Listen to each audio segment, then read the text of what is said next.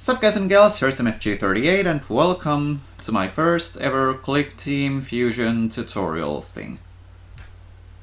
Not actually sure if I'm gonna do any more of this after this one, but at the very least this will be a fun little experiment. And I'm honestly, personally pretty new to this program as well, so either way. So in this tutorial, I'm gonna show you how to make Oddworld-style controls for your 2D platformer game.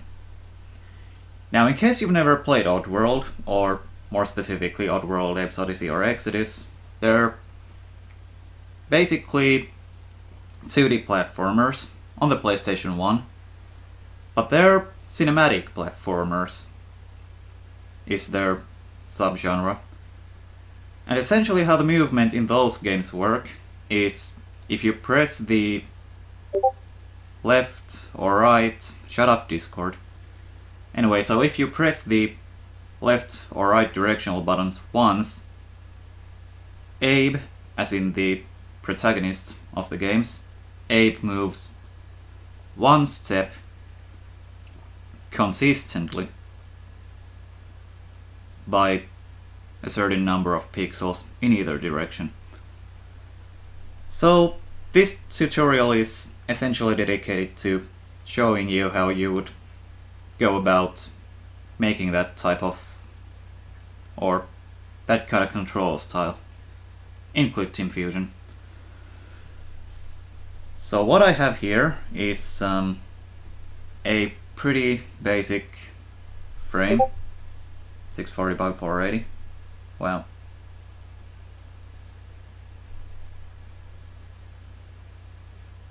For once, people are actually talking on Discord while I'm trying to do a fucking tutorial, no less.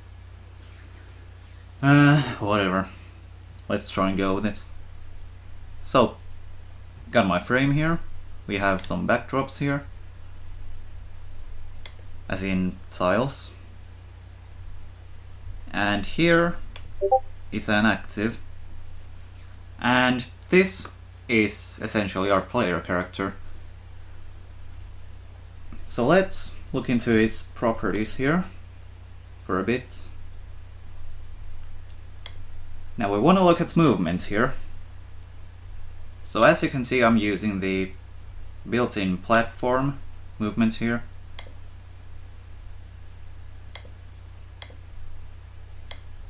And if we scroll down a little, in speed here, we have speed, acceleration, deceleration, all set to 0. Now you want to make sure that you do this, otherwise your movements might get tremendously fucked up later on. So first thing you want to do is to set all these to 0. Right. And I mean, that's basically all you have to do in regards to the frame itself. But of course you do want to set the obstacle type of your backdrop objects, as in your tiles, to obstacle as well. But I mean, we've got the base there, right there in the frame. Now if we look at the event list, here I have the, well, basically everything in regards to this movement thing. You can just ignore that comment right there. I personally use this project to experiment with shit, as it says in the comments up there. But either way, so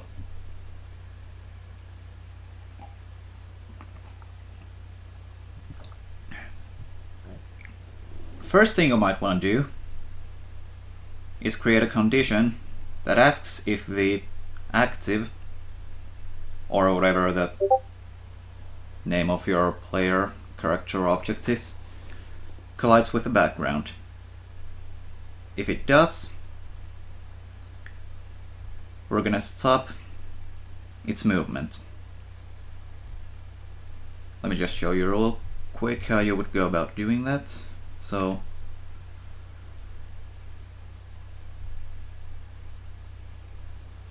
collisions backdrop, there we go, and movement stop. That's essentially how you would go about creating an event chain. We already have one of these though, so ignore that. And this up here, actually I'm going to show that later. So the next event is upon pressing left arrow. Oh yeah, I forgot to show you one thing. Go back to the frame. So in the player character here, I have an alterable value called movebuffer, and it's set to 0 right now. There's also another alterable value with the name alterable value b, which we don't even need, so there we go. Now back to the event. So upon pressing left arrow, we're gonna set the player character's direction so that he's facing to the left, and we're gonna set the move buffer to 32. Why specifically 32? I'll explain that later on. And then we have another event that's asking if move buffer, as in the alterable value, of the player character object is greater than 0, and if the player character is facing left. Then we're gonna set the X position of the player character to its current relative position and subtract 1 from it. We're also gonna subtract 1 from move buffer, and change the animation sequence to walking. And we've got basically the same shit, only with the right arrow key being pressed here. Set direction to right, move buffer to 32, and if move buffer is above 0, and if the player character is facing right, we're going to set the X position to the player character's current relative position and add 1 to it. Still gonna set right 1 from move buffer and change animation sequence to walking. Now if the move buffer equals 0, and this is the next event chain, we're gonna change the animation sequence to stopped. And animation walking is over. Do I actually even need that one?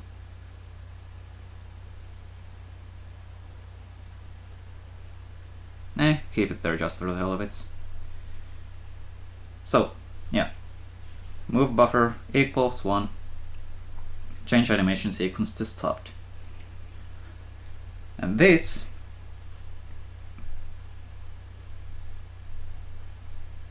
is where we're gonna check if the arrow keys are being pressed. So, if move buffer equals 0 and repeats while left arrow is pressed, we're gonna set move buffer to 32 again. Same thing with the right arrow key. Right, now the reason we set the move buffer to 32 is because the size of these tiles in the frame itself is 32 by 32. So 32x, 32y. And the reason we want to set the move buffer to 32 is so that the player travels the exact distance of one tile. And that's it essentially.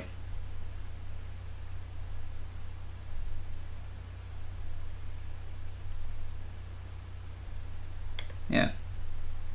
I mean, it's relatively simple, I think.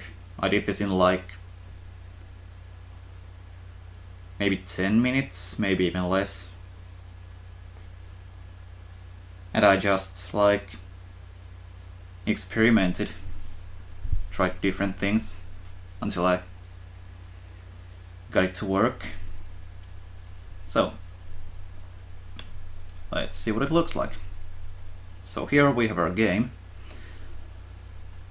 Let's press the left arrow, and as you can see, our player character traveled the exact distance of one tile. Or the exact length of one tile, maybe. Press the right arrow key. There we go. And we're gonna keep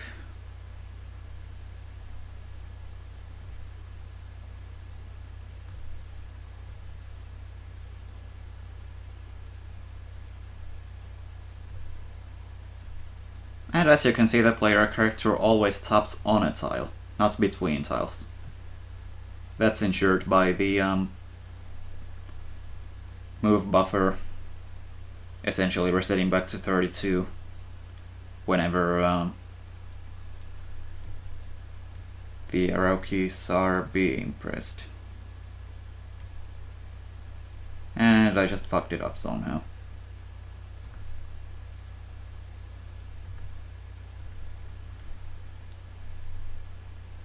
Either way, yeah. Well, that's the basics, the essentials of it. So, thanks for watching, and hopefully you got something out of this, in case you end up making a 2D platformer game, a cinematic platformer, a la Oddworld Apes Odyssey in Fusion. If you do, let me know. Would be interesting in checking it out. But anyway, that's it. So long.